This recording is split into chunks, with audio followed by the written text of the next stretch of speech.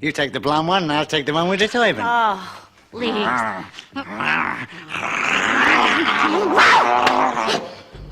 Stop that! Mel Brooks made a film in 1974 that was supposed to be a black-and-white parody of classic horror movies, and what ended up on screen was something considerably more interesting than a parody.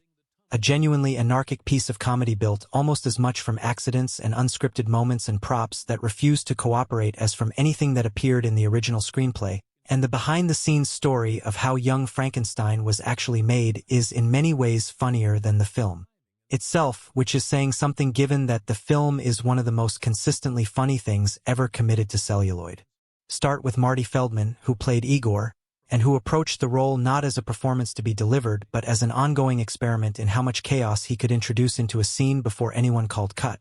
and the answer turned out to be considerably more than anyone anticipated. When the cast and crew arrived at the castle during the luggage scene early in the film, the script called for a straightforward exchange about bags, and Feldman decided in the moment to throw in an entirely unscripted line about taking the blonde and leaving the one in the turban, which was not prepared and not rehearsed and landed on Terry Garr and Gene Wilder with the force of something neither of them had any defense against. Garr nearly broke character on the spot.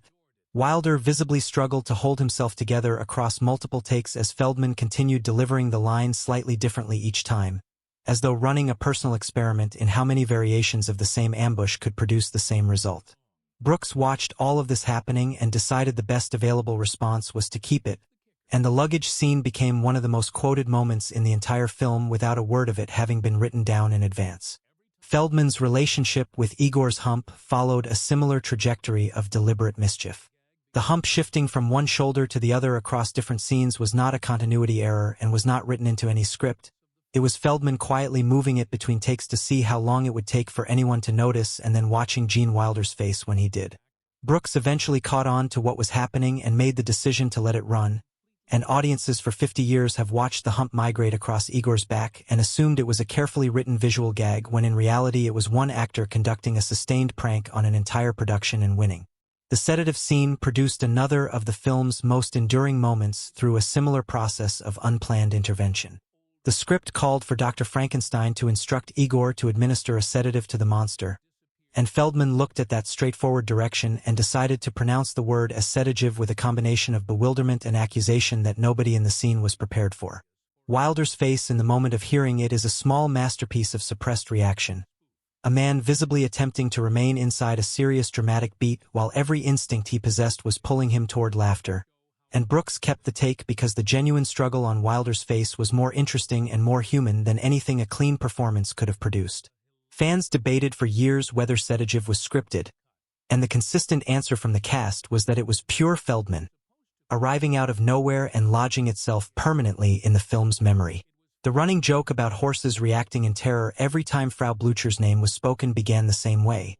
from a timing error in the sound department that triggered the horse effect at the wrong moment before anyone had actually said her name. The cast broke down immediately. Wilder nearly ruined the shot entirely by doubling over, and Brooks looked at what had just happened and decided not to discard it but to build on it, asking the sound crew to escalate the gag with each subsequent mention of the name, louder and more prolonged each time, until what had been a simple sound cue mistake became one of the most recognizable running jokes in the film. The debate that subsequently developed among fans about whether Blücher sounds like the German word for glue, which would explain the horse's apparent fear, is an entire secondary comedy that grew from a single accidental trigger, and Brooks has always seemed to enjoy the speculation without confirming or denying anything. The Puttin on the Ritz musical number, which features Dr. Frankenstein and his monster performing a Broadway routine in matching tuxedos, and which Brooks initially thought was too silly to include before Wilder convinced him it would be legendary, was filmed in a state of near-constant chaos that extended production considerably beyond its scheduled time. Peter Boyle struggled with his timing across multiple takes,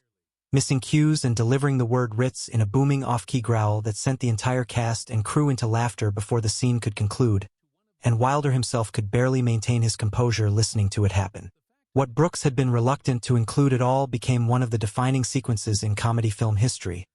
and the fact that it required an extended and frequently interrupted shoot to get there is part of what gives it the slightly unhinged energy that makes it work. Boyle contributed another unplanned moment during filming when his carefully fitted headpiece began to slip during the operating table sequence under the heat of the studio lights, a slow and then increasingly obvious migration away from the intended position that Wilder and Terry Garr noticed mid-shot and then had to watch continue while attempting to maintain their performances. Boyle, a professional of considerable composure, kept delivering his monster's deadpan groans without acknowledging the disaster occurring above his eyebrows, and Brooks watched the whole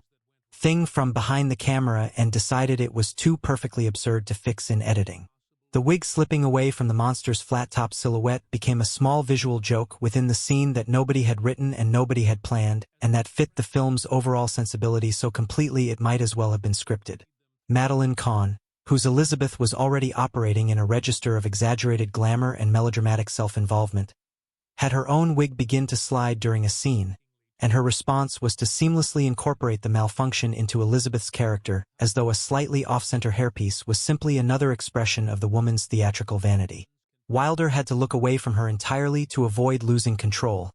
and Brooks kept the take because Kahn had transformed a wardrobe failure into a character moment so smoothly that cutting it would have been a genuine loss. The prop department's fake leg, rigged to stick out of the dirt during the grave-robbing sequence for a quick visual gag, refused to come free when Feldman went to pull it, becoming stuck in the set and requiring him to improvise a sustained physical struggle with an uncooperative prop while Wilder stood beside him fighting to maintain a straight face. Feldman committed to the battle completely, pulling and twisting and muttering improvised grunts. And when the leg finally broke free, the momentum sent both of them stumbling backward into the dirt, while the crew dissolved around them. Brooks encouraged Feldman to keep playing the moment clumsily on subsequent takes rather than solving the prop problem, and the extended wrestling match between Igor and a stubborn fake limb became one of the more purely physical pieces of comedy in a film that was already built on the collision between dignity and chaos. The laboratory elevator was designed to look like vintage horror movie equipment and succeeded in that ambition while failing in the more immediate ambition of being stable enough to use safely, wobbling in a way that caused Terry Garr to let out a genuine scream of terror when the platform moved unexpectedly. Wilder and Feldman continued in character around the actual scream, Wilder behaving as though the alarming instability was entirely planned and Feldman exaggerating his movements to match the bumping and swaying of the contraption, and what had been a technical failure became a piece of slapstick that fit the laboratory's general atmosphere of scientific processes going wrong. The lightning rig in the same laboratory setting fizzled rather than crackled during one crucial take, producing a weak flickering light where the script demanded a dramatic electrical bolt, and the anticlimax was so sudden and so complete that it made Wilder laugh immediately while Feldman offered commentary that sent the rest of the set into hysteria. Brooks considered the footage and decided the failed electrical effect could be incorporated into the film's broader joke about science that does not quite deliver on its promises. A massive door in the castle set jammed halfway through one take when Wilder attempted to close it behind him, and rather than stopping and resetting, Wilder played his character's frustration with the door as though it were a deliberate comic bit, which it immediately became simply by virtue of his committing to it, and the crew found it difficult to remain quiet enough to complete the take. The coffee cup that appears in Wilder's hand in one scene and then migrates between hands and occasionally disappears between cuts is the kind of continuity error that a production moving at speed with constant improvisation has no practical mechanism for preventing, and Brooks looked at it in the editing room and decided it fit perfectly into a film that was parodying a genre full of exactly those kinds of mismatches. The dinner scene produced a moment when Boyle knocked over a prop with enough force to create a sound that threatened to derail the entire scene, and Wilder improvised a line about the monster's clumsiness being deliberate with timing sharp enough that the unscripted recovery merged with the scene so naturally that the prop disaster became invisible. And then there is the photograph, the image that has circulated among fans for decades showing Gene Wilder doubled over in genuine laughter with Feldman breaking character beside him, an image that many assumed was staged for promotional purposes or enhanced somehow for comic effect. It was not. The photograph was taken during an outtake when Wilder simply could no longer hold himself together following something Feldman had done.